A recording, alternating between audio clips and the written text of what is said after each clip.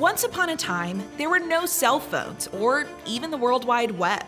I know, we'd have to think back pretty far to remember that. Before we had access to information in the palms of our hands, we relied on people like journalists to share what we needed to know to be informed citizens. In those days, not everyone could post blogs as if they were a reporter with a press pass.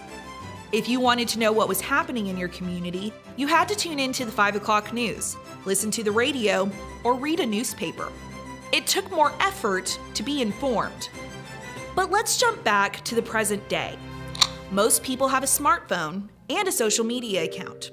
According to the Pew Research Center, around 86% of Americans get their news from digital devices.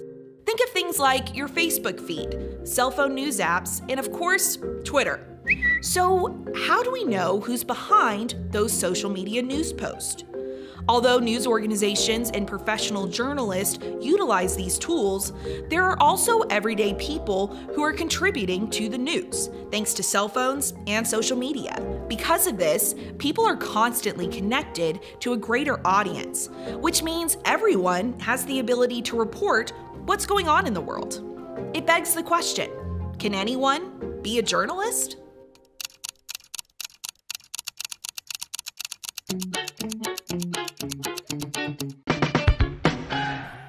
In order to best understand this situation, first we need to know who a journalist is.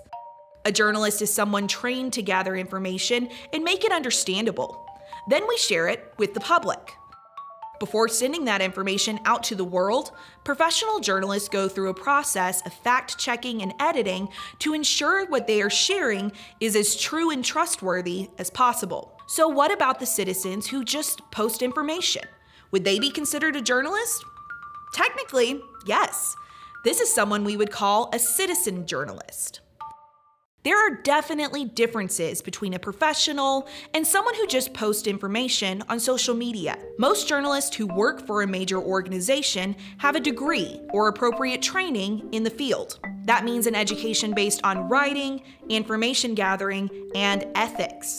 However, once a journalism major graduates, there's no official test that qualifies them for the job.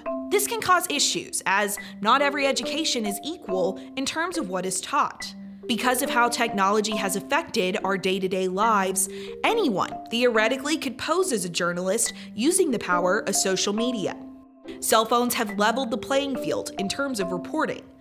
Average citizens can now post content that journalists can use to not only give their audience a glimpse from the ground of a scene, but also as a tool to report breaking news. These people, the citizen journalists, have transformed our news sphere.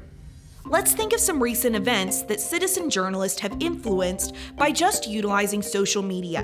When George Floyd was killed, eyewitness videos broke the news first. This led to worldwide protests against police brutality, all because of citizen journalists documenting what was going on around them.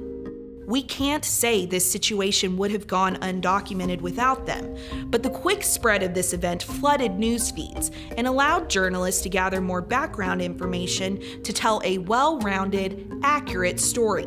As we said earlier, practicing journalists go through training to make sure they are providing the public with factually accurate information. When citizens post about what's happening, there isn't a method or process going on behind it. So there's a chance that the information is missing context or maybe not telling the full story. On the surface, anyone can act as a reporter. But there's so much more work that goes into journalism than the social media posts you read or the TikToks that you see.